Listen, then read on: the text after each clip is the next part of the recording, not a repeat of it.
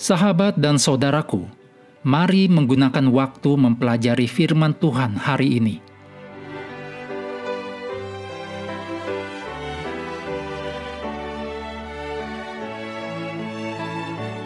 Kita mulai dengan doa singkat yang didasarkan dari Imamat 23 ayat 3. Pada hari yang ketujuh haruslah ada Sabat, hari perhentian penuh, yakni hari pertemuan kudus. Janganlah kamu melakukan sesuatu pekerjaan. Itulah Sabat bagi Tuhan di segala tempat kediamanmu. Amin.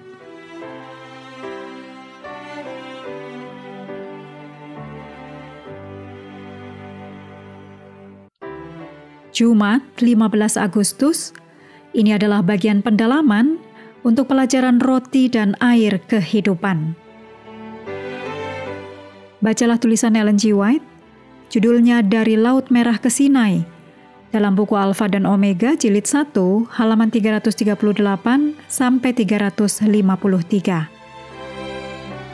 Berikut kutipan dari Ellen G. White, Alfa dan Omega jilid 1, halaman 350.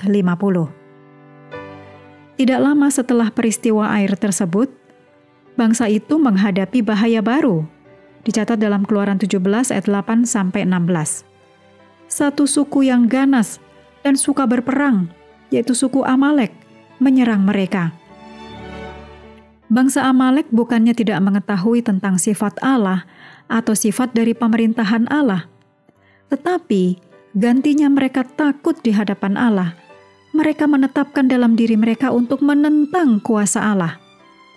Keajaiban-keajaiban yang telah diadakan oleh Musa di hadapan orang Mesir dijadikan bahan ejekan oleh orang Amalek. Dan kegentaran bangsa-bangsa di sekitarnya dicemoohkan.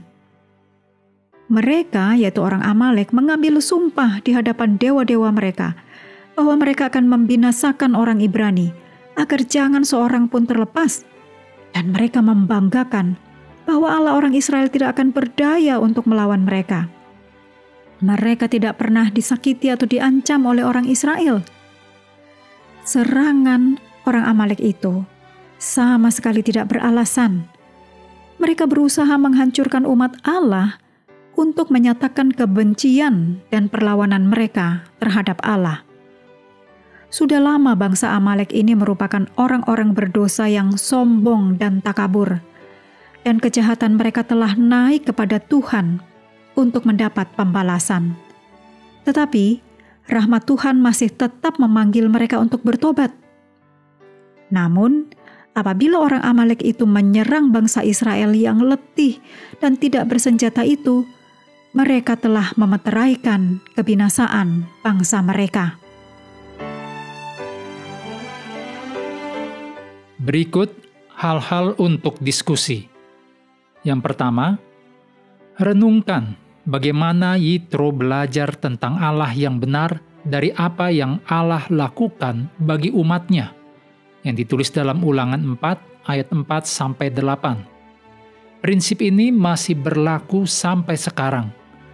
Diskusikan kesaksian seperti apa yang diberikan oleh gereja kita kepada dunia, juga apa yang diri kita nyatakan kepada dunia tentang sifat dan karakter Allah kita.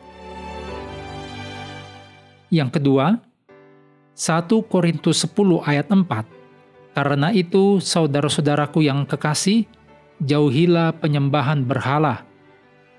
Ajaran sesat kuno yang dipercayai oleh beberapa orang saat ini mengatakan bahwa Allah Perjanjian Lama itu pendendam, penuh kebencian, dan tidak kenal ampun. Berbeda dengan apa yang kita lihat di dalam Yesus. Diskusikan bahwa 1 Korintus 10 ayat 14 menunjukkan bahwa ajaran tersebut salah. Yang ketiga, diskusikan kutipan Ellen G. White tentang bagaimana orang Amalek memiliki kesempatan untuk belajar tentang Allah yang benar. Bandingkan sikap mereka dengan sikap Yitro. Diskusikan apa yang dapat kita pelajari tentang mengapa Allah menjatuhkan penghakiman bukan hanya kepada Amalek, tetapi juga kepada banyak suku di dunia kuno yang berhubungan dengan Israel.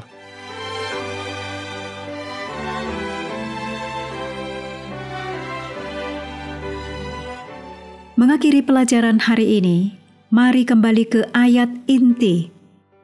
Keluaran 16 ayat 28 sampai 30. Sebab Tuhan berfirman kepada Musa, "Berapa lama lagi kamu menolak mengikuti segala perintahku dan hukumku? Perhatikanlah, Tuhan telah memberikan Sabat itu kepadamu. Itulah sebabnya pada hari ke-6, Ia memberikan kepadamu roti untuk 2 hari. Tinggallah kamu di tempatmu masing-masing. Seorang pun tidak boleh keluar dari tempatnya pada hari ke-7 itu. Lalu beristirahatlah bangsa itu pada hari ke-7. Sahabatku, bila di kemudian hari Anda sungguh-sungguh memerlukan kelanjutan pelayanan audio seperti ini, dapatkan info selengkapnya di Facebook ARA. Sahabat juga perlu melengkapi waktu untuk bersekutu dengan Tuhan setiap hari dengan bacaan Alkitab sedunia. Percayalah kepada nabi-nabinya yang melanjutkan dari Bilangan pasal ke-4. Tuhan memberkati kita semua.